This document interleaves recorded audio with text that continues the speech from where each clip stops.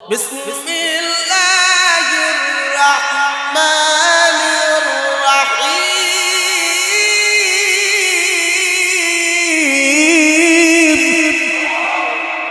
তাব্বাত ইয়াদা আবি লাহাবিন ওয়া তাব মা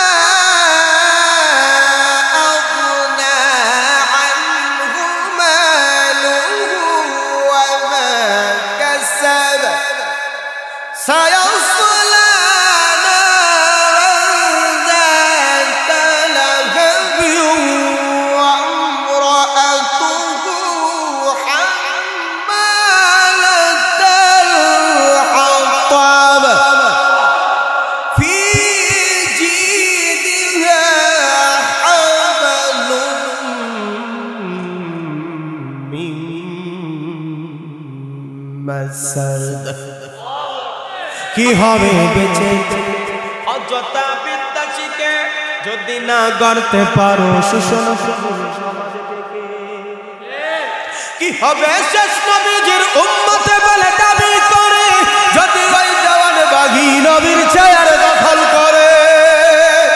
কি হবে শেষ নবীজির উম্মতে বলে দাবি করে যদি ওই কাদিয়ানীরা নবীর চেয়ার দখল করে?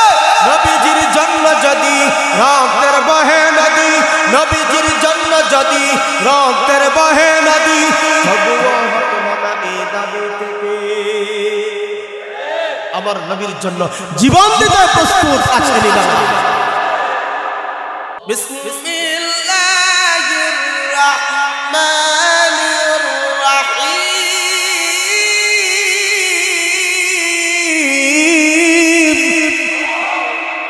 তাব্বাত ইয়াদা আবি লাহাবিন ওয়া তাব মা আগনা আনহু মালুহু ওয়া মা কাসাব সায়াসলা নারান যাতা লাহাবিন ওয়া ইমরাআতুহু হাম্মালাতাল হাতাব ফি জিদিহা হাবলুম মিন মাসাদ।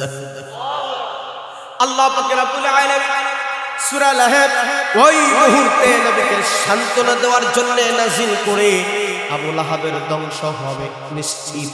আল্লাহ তাআলা সূরা লাহব নাযিল করলেন তাব্বাত ইয়াদা আবি লাহাবিন ওয়া তাব। আল্লাহ পাক রব্বুল আলামিন বলেন ধ্বংস হোক আবু লাহাবের হস্তদ্বয় ওয়া তাব, এবং সে নিজেও আবু লাহাব নিজে ধ্বংস হয়ে গেছে, তার দুই হাত ধ্বংস হয়ে গেছে।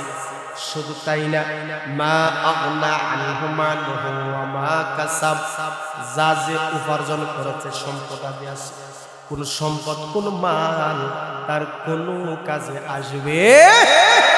শুধু তাই না, শুধু তাই না, আল্লাহ পাক রব্বুল আলামিন ওই মুহূর্তে আবু লাহাবের ধ্বংস অনিবার্য। যে আল্লাহ সূরা নাযিল করেছে আমার আল্লাহর বিধান কি মিথ্যা হবে?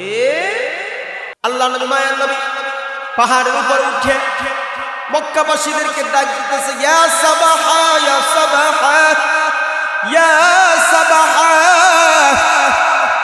এই শব্দটা আরববাসী মক্কাবাসী কোন মানুষ বিপদে পড়ছে আর এই শব্দগুলা ডাকলে তারা জাপাইয়া পড়ে সাহায্যের জন্য। সুবহানাল্লাহ। মক্কাবাসী ও ইয়া সাবাহা নামটা শুনলে তারা বুঝতো কোন মানুষ বিপদে পড়ছে। সকল মক্কার অধিবাসীরা যারা আছে যাদের কানে আওয়াজ পৌঁছেছে সবাই গিয়া দেখি পাহাড়ের উপরে মুহাম্মদ, তারা যাকে আল আমিন বলে ডাকতো, সে পাহাড়ের উপরে দাঁড়ায় আছে। মক্কাবাসী কইল, আল আমিন, ও মুহাম্মদ কি হইছে বাবা তোমার? আজকে তুমি পাহাড়ের উপর কেন? কি তোমার বিপদ? আমাদের বলো, তোমার জন্য জান দিতে প্রস্তুত আছি। কি হইছে? নবী বললেন, একটা কথা বলবো, তোমরা কি আমার কথা বিশ্বাস করবা? মক্কার লোকেরা বলল, মুহাম্মদ আজকে 40 বছর হয়ে গেল, তুমি কাউকে ধোঁকা দেও নাই, কারোর সাথে মিথ্যা কথা বলো নাই, কাউকে কষ্ট দেও নাই, যার কারণে আমরা তোমার উপাধি দিয়ে দিলাম আল আমিন, আর তোমার কথা বিশ্বাস করব না। নবী বলেন, শুনো আমি একটা কথা বলি, আমি যদি পৃথিবীর কোনো মানুষকে ধোঁকা দিতাম, কিন্তু আমি তো ধোঁকা দেওয়ার জন্য পৃথিবীতে আগমন করিনি, তারপর কথার কথা বলছি। কিন্তু এই মুহূর্তে এই সময়ে আমি নবী, আমি মুহাম্মদ তোমাদেরকে ধোঁকা দিতাম না। মক্কার লোকেরা বলল, বাবা মন খুলে বলো কি হয়েছে? নবী বললেন, আমি পাহাড়ের উপর থেকে সামনে পিছনে ডানে বামে সবকিছু আমি দেখি, তোমরা নিচ থেকে সবগুলা দেখো না। আমি যদি বলি একটা সৈন্য বাহিনী, একটা বিশাল বড় সৈন্যের দল তোমাদের উপর আক্রমণ করার জন্য আসছে, তোমাদের সাথে লড়াই হবে, এই লড়াইয়ে হতে পারে তারা বিজয়ী হবে, তোমার পরাজয় হবে, অথবা তোমরা বিজয়ী হবে, তারা পরাজয় হবে, দুইটার মধ্যে যে কোনো একটা হবে। আমি বলছি এই বাহিনী আসতেছে, তোমাদের উপর আক্রমণ করবে, তোমরা কি বিশ্বাস করবে? এক বাক্যে মক্কার লোকেরা বলল, অবশ্যই, তুমি কোনোদিন মিথ্যা কথা বলো নাই, এক বাক্যে আমরা বিশ্বাস করি। আল্লাহ নবী মায়া নবী বললেন, শুনো তাইলে আমি একটা কথা বলি, পৃথিবীর সকল মানুষের সাথে যদি আমি ধোঁকা দিতে চাই, এই মুহূর্তে ধোঁকা দিতাম না তোমাদেরকে, কিন্তু রাসূল বলেন আমি তো ধোঁকা দেওয়ার জন্য পৃথিবীতে আসেই নাই, তারপরও তাদেরকে আশ্বস্ত করার জন্য বলছি, এই শত্রু বাহিনীর মোকাবেলা তোমরা করতে পারবা, কিন্তু এমন একটা অদৃশ্য শক্তি তোমাদের পিছনে আছে। এই মুহূর্তে তোমরা যদি আমি যেই কথাটা বলবো এটা যদি বিশ্বাস না করো, তোমাদের উপর এই অদৃশ্য শক্তির শাস্তি হবে, আযাব হবে, শাস্তি হবে। আমার কথা যদি তোমরা না মানো, ওই মুহূর্তে মক্কার লোকেরা বলল, মুহাম্মদ মনটা খুলে বলো। আল্লাহর নবী মায়ার নবী বলছেন, এতদিন আমি তোমাদের সাথে ছিলাম, আল্লাহ পাক আমার ব্যক্তিগত উপরে এবার আমার আল্লাহ চূড়ান্ত ফয়সালা করেছেন, আমি তোমাদের সাথে এই কথাটা বলার জন্য, যারা মূর্তি পূজা করে, গাছের পূজা করে, চন্দ্র পূজা করে, দেবদেবীর পূজা করে, এইগুলো পৃথিবীতে চলবে না, ইবাদত হবে একমাত্র আল্লাহ। আরো জোরে বলেন। আল্লাহ নবী মায়ের নবী বললেন, কুলু লা ইলাহা ইল্লাল্লাহ তুফলিহু, তোমরা যদি কালিমা পড়ো, আমার উপর ঈমান আনো, আল্লাহর উপর ঈমান আনো, দুনো জাহানে তোমরা সফল হয়ে যাবে। ওই হালত নবীর কথার সাথে সাথে মক্কার লোকেরা কোনো কথা বলে না, সবাই নিশ্চুপ হয়ে গেল। 40 বছর বয়সে মুহাম্মদ আজকে এসে কি কথা বলল? কেউ কেউ দ্বিধা দ্বন্দ্ব পড়ে গেছে। মুহাম্মদের কথা যদি সত্য হয় তাহলে সামনে তো আযাব আছে, ঠিক না বেঠি? আবার যদি মুহাম্মদের কথা মিথ্যা হয় তাহলে আমি কি বলবো? কেউ কোনো কথা বলে না, কেউ কোনো জবাব দেয় না। ওই মজলিসের ভিতরে নবীর আপনজন মায়ের মানুষগুলাও ছিল। সর্বপ্রথম যেই ব্যক্তি আমার নবীর বিরোধিতা করেছে সে আর কেউ নয়, নবীজির আপন চাচা আবু লাহাব। আবু লাহাব ওই মুহূর্তে হাতের মধ্যে বালু নিল, কঙ্কর নিল, মিয়া নবীর উপর ঢিল মারছে আর বলতেছে, ও মুহাম্মদ তুমি ধ্বংস হও, তুমি ধ্বংস হও, তোমার হাত ধরে ধ্বংস হও। এই জন্য কি তুমি এখানে আমরা জমা করেছো? তাব্বান লাকা ইয়া মুহাম্মদ আলিহাযা জামাআতানা, ও মুহাম্মদ এই জন্য কি আমাদেরকে জমা করেছো? তুমি ধ্বংস হয়ে যাও, তোমার হাতগুলো ধ্বংস হয়ে যায়। আল্লাহর নবী মায়ের নবী সেই দিন চোখের পানি ছেড়ে দিয়ে চোখের পানি ছেড়ে দিয়ে গাল ভিজিয়ে নবী কান্নাকাটি করে, আমার আপনজন আজকে সর্বপ্রথম আমার বিরুদ্ধে চলে যায়। শুধু তাই না, আমার বিরুদ্ধে গেছে তো গেছে, আবার হাত ধ্বংস হওয়ার জন্য বলছে, আমি ধ্বংস হওয়ার জন্য বলছে। মক্কার লোকেরা কেউ কোনো কথা বলে না, কেউ কোনো কথা বলে না। নিজের আপন চাচা তার ভাতিজার বিরুদ্ধে চলে গেল। এবার আল্লাহ নবী মায়ার নবীকে আমার আল্লাহ ওই মুহূর্তে সান্ত্বনা দেওয়ার জন্য সূরা লাহাব নাযিল করেছেন।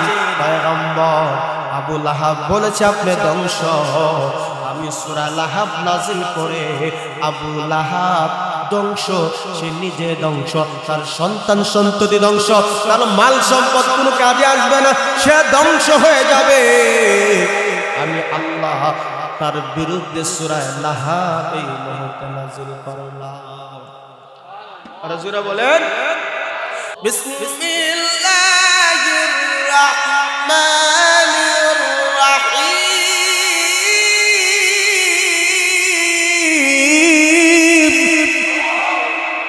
তাব্বাত ইয়াদা আবি লাহাবিন ওয়া তাব মা আগনা আনহু মালুহু ওয়া মা কাসাব সায়াসলা নারান যাতা লাহাবিন ওয়া ইমরাআতুহু হাম্মালাতাল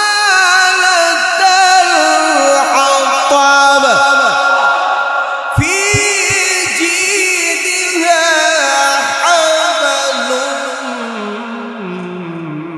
মিন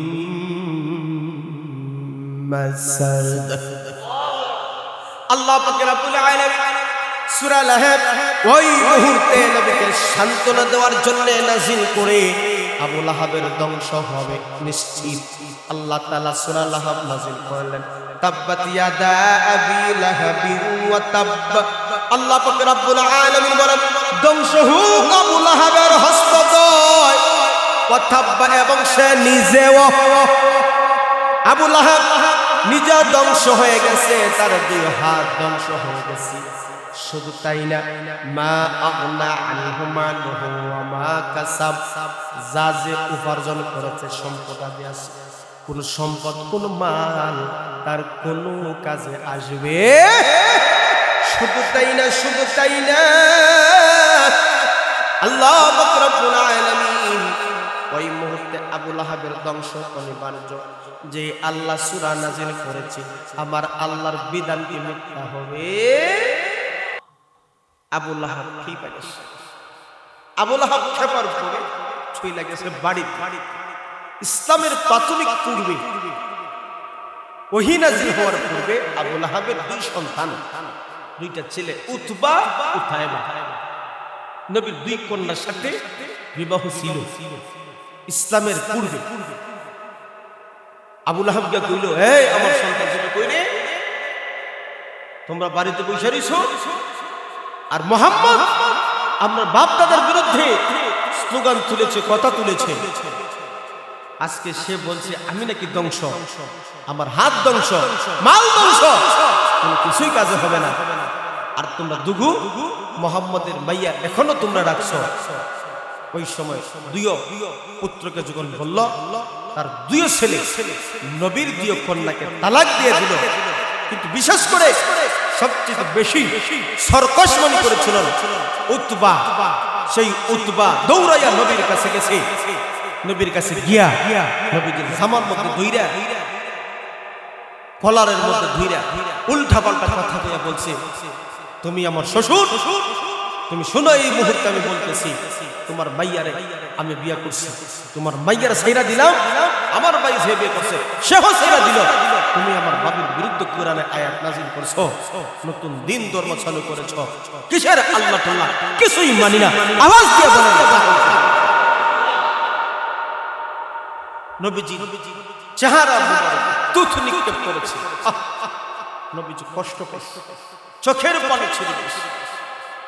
কিন্তু আল্লাহর যখন গালি দেয়, আমার নবী আর কান্দে, আমারে ধর, আমারে মার, আমার কলারে ধরে কান্দি, অসুবিধা নাই, কিন্তু আল্লাহরে গালি দিছে। কারণ নবী তো আল্লাহর জন্য আশিক, আল্লাহর জন্য পাগল, ঠিক না ঠিক?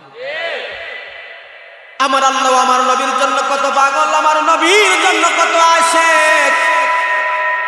আমার আল্লাহ বলেন, ওগো আমার হাবিব, আবু লাহাব আমারে গালি দিল, আপনারে গালি দিল, আমারে গালি দিল, এই জন্য আমি নারাজ না। আমারে গালি দিছে, আমি অসন্তুষ্ট না, কিন্তু আপনার কলারে ধরেছে, জামায় ধরেছে, চেহারা মুবারক নিক্ষেপ করেছে, আমি বড় কষ্ট পাইছি, আমি বড় আঘাত পাইছি। নবীর জবান থেকে একটা কথা বাহির হইয়া গেছে, আমার আল্লাহরে গালি দিলি, আমার উপর তুই কলার ধরে টানা হিসেবে করলি, আল্লাহর জমিনে কি কোন নেকড়ে হিংস্র প্রাণী কি নাই? সুবহানাল্লাহ। নবীর জবান থেকে যেটা বাহির হয় এটা কি মিথ্যা হবে? কথা কর, কারো পক্ষে যদি কথা বলেন সাথে সাথে কবুল, যা বাহির হয় সব কবুল। সুবহানাল্লাহ। কোন না গালিয়ে ঠেলিয়ে কি করে বাড়ি গেল। আবু লাহাবে বুঝা বলছে, তুমি কি করছো? জনমের শিক্ষা দিছি।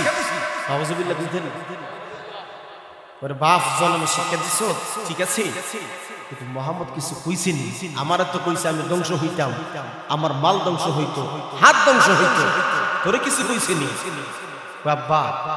এক পর্যায়ে মুহাম্মদ কয়, আল্লাহর জমিন কি কিন্তু হিংস্র প্রাণী নাই কি? এই কথা যখন বলছে, আবু লাহাব করে, হায় হায় রে বাবা রে, তুই ধ্বংস হইয়া গেলি। মুহাম্মদের জবান থেকে যেই কথা বাহির হয় এটা মিথ্যা হয়। মজার ঘটনা হইল, আবু লাহাব তার ছেলে আর অনেক কাফেলা লইয়া, মানুষ লইয়া সিরিয়ার জন্য গেছে ব্যবসা। আগেকার যুগের সবচেয়ে দামি জায়গা ছিল সিরিয়া। ব্যবসার জন্য যখন গেছে, কিছুদিন পরে ব্যবসায় যায়, এক এরিয়াতে রাত্র হয়ে গেছে। এখন রাত্র তো থাকা লাগে, এখন তো আপনার যে ভিআইপি গাড়ি, কথা বলেন ঠিক নেই, ঢাকার থেকে 2 বার শুট করে দেওয়া যায়। একটু টাকা পয়সা থাকলে ডোমেস্টিক ফ্লাইটে আপ ডাউন, কথা বলেন ঠিক নেই। উন্নত যুগ, যাতায়াত সব সহজ। এই যুগ গাড়িগুলো ছিল না। তারা তাবু করছে, যেই জায়গায় তাবু করছে, সন্ধ্যাবেলা এলাকার মানুষ একবার, তোমরা কারা? কই আমরা মক্কা থেকে আইছি, আমরা সফরে আসছি ব্যবসার উদ্দেশ্যে। কই এখানে যে থাকবা একটু বুঝে শুনে তাই কি? কেন? মাঝে মাঝে ওইখানে বাঘ নামে, ঠিক না বেটি? মাঝে মাঝে বাঘ টাক নামে, বুঝা তাই খেন। ওই মুহূর্তে আর কেউ বুঝুক না বুঝুক, আবু লাহাবের মাথায় বুঝে আসে। কথা কয় না, কথা কয় না। কেন? আবু লাহাব তো তার সন্তানের বিপক্ষে, নবী বলছিল জমিনে কি কোনো বাঘ টাক নাইনি, হিংস্র কোনো প্রাণী নাইনি। খানার মনে মনে জানা হয়ে গেছে, কই কি রে? ওইদিকে মুহাম্মদ বলেছিল আমার সন্তানের জন্য বাঘ টাক নাইনি। এই গ্রামের মানুষ দিকে হয়, এখানে মাঝে মাঝে বাঘ টাক নামে। কথা কোন ঠিক না? লিডার তো, লিডারের জন্য মানুষ জান দিয়া দেয়। কথা বলে ঠিক না? আসেনি না? আমাদের দেশে নেতার জন্য জান দিয়া দেয়। নেতা সৎ পথে চলুক অথবা অসৎ পথে চলুক, জান দিয়া দেয়। আর নির্বাচন সামনে আসলে কত তো মিছিল আমাদের জবান থেকে বাহির হয়। আমার নেতার চরিত্র ফুলের মতন পবিত্র, নামাজ পড়ে না একাত্ত, গাঞ্জা খায় ভাষত্ব। কথা বলে ঠিক নেই? আমাদের নেতার চরিত্র এরকম, দিন নাই, ইসলাম নাই, ফরমালিটি। বুটের সময় আইলে মাথায় টুপি, পাঞ্জাবি, কথা বলে ঠিক। আর বুট গেলে আওয়াজ দেন, ঠিক না বেঠি? নেতা তো লিডারের ফুলার যদি নিরাপত্তা না দেওয়া হয় তাহলে কিসের লিডার? কথা ঠিক না? লিডার তুমি টেনশন নিয়েন না, আমরা তো আছি, আমরা থুইয়ে না বাগে খাইতো। ও কি করবা? তো কয় এই সকালে বিছনা এক জায়গায় জমা করতে করতে করতে করতে বিশাল এক ঠিলা বানাইছে। ঠিলা বানাই আপনার যা দুষ্ট অনেকে থাক বাগিয়া খাইলে তো আমরা খাইতো, এরপরে থু। আল্লাহ তাআলা এক নেকড়ে বাগড়ে দিছে, ওই উতবার শরীরে গ্রানটার নাফা লাগাই দিছে। যা নবীর দুশমনটারে ওই জায়গাতে শেষ করে আস। আর জোরা কর না। ওই মুহূর্তে রাত্র যখন গভীর হইছে, বিশাল একটা বাঘ নাইমা গেছে। আইসা নিচে যারা ঘুমাইছে সবটারে বাঘে তার গ্রাণ আল্লাহ যে গ্রাণ নাকে দিছে এটা তোর ভাই না দেখতে দেখতে দেখতে দেখতে দেখতে সবটা দেখে গেছে ওরে আল্লাহ তো কয়ে দিল এখানে নবীর দুশমন আছে নবীর দুশমন গেল সে যখন যাইতো গিয়ে ওই মুহূর্তে হয় এত বিশাল বড় স্তূপ কেনে রে দেখি না উপরে কিতে আছে উপরে যখন লাভ দিছে গিয়া দেখা যায় এখানে আর একটা গুনাই দিছে আর জোরে কোন আল্লাহু আকবার ওই মুহূর্তে বাগে যখন নাক দিয়া গ্রান নিছে হায় হায় নবীর দুশমন দিকে এখানে নবীর দুশমন যখন পাইছে এমন ভাবে থাবা মারছে কল্লা একদিকে হাত একদিকে পা একদিকে নবীর দুশমন ওই জায়গাতেই শেষ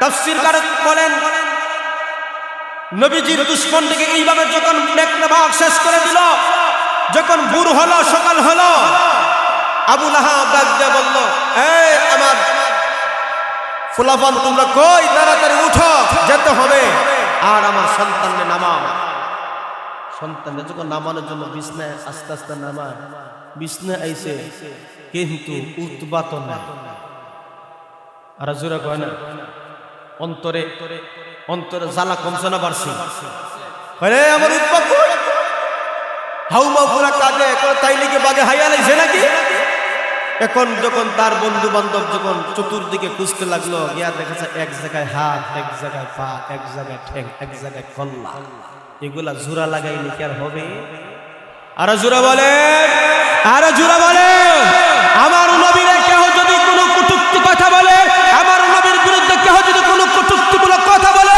আমার আল্লাহ যখন তাকে ধরার জন্য সিদ্ধান্ত নেয় সেই গোলাম সেই দুশমন আমার আল্লাহ সিদ্ধান্তের বাহিরে যেতে পারে না বাহিরে যেতে পারে না ঠিক না বেটে জোরে বলে মুসলমানরা আমার নবীর ইজ্জত আমার রাসূলের ইজ্জতের জন্য রক্তকল জড়াতে হয় হে মুসলমানেরা আমরা প্রস্তুত আছি না কি হবে বেঁচে অযথা বিদ্যা শিখে যদি না গড়তে পারো সুষম সমাজ থেকে কি হবে শেষ নবীজির উম্মতে বলে দাবি করে যদি ওই দেওয়ান বাগী নবীর চেয়ার দখল করে কি হবে শেষ নবীজির উম্মতে বলে দাবি করে যদি ওই কাদিয়ানীরা নবীর চেয়ার দখল করে নবীজির জন্ম যদি রক্তের বহে নদী নবীজির জন্ম যদি রক্তের বহে নদী তবুও হতম না এই দাবি থেকে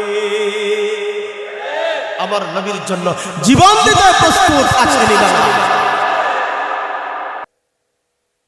উতবা শেষ আমার রাসূলের কথা লাগছেনি কথা বলে আবু লাহাব কেমনে ধ্বংস হয়েছে জানেন না আবু লাহাবের সন্তান ধ্বংস নবীর বিরুদ্ধে যাওয়ার কারণে কথা বলতে পারবে ঠিক আবু লাহাব সে নিজেও ধ্বংস হয়েছে তার মাল কোনো কাজে আসে না কেমনি আবু লাহাব এক যুদ্ধের ময়দানে গেছে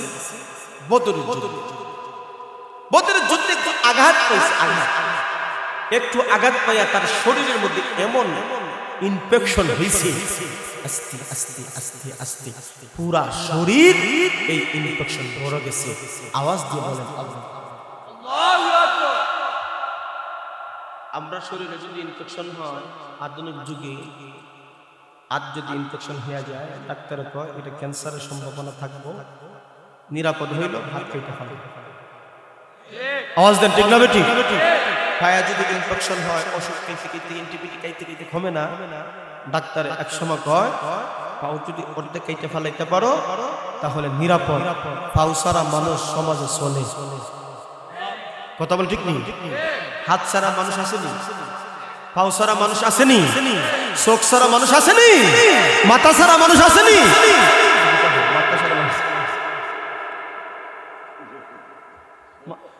মাথা ছাড়া মানুষ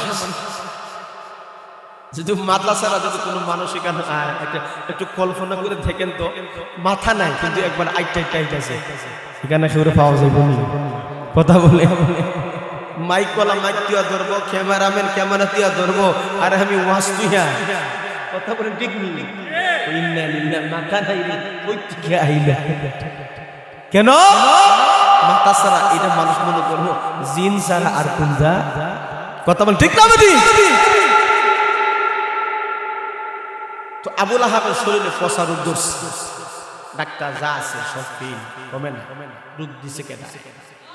এই যুবক ভাইরা কথা বলেন, কে দিছে? আল্লাহ তুমি আগেই বলছে ধ্বংস কেন? আমার নবীর বিরুদ্ধে তোমার হাত উঠেছে।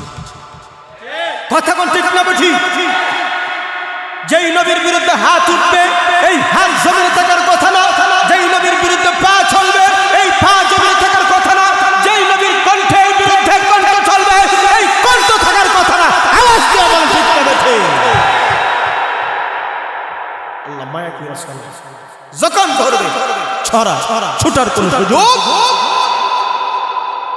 এমন পছার দোষে তার সন্তানটা ঘরের মধ্যে বন্ধে আর বসতে পারে?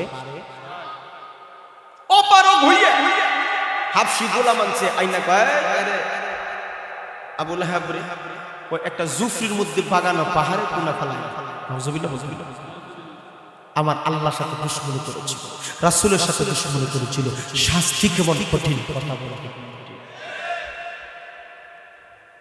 তার অর্থ কোনো কাজে লাগছে? তার সন্তান কোন কাজে লাগছে?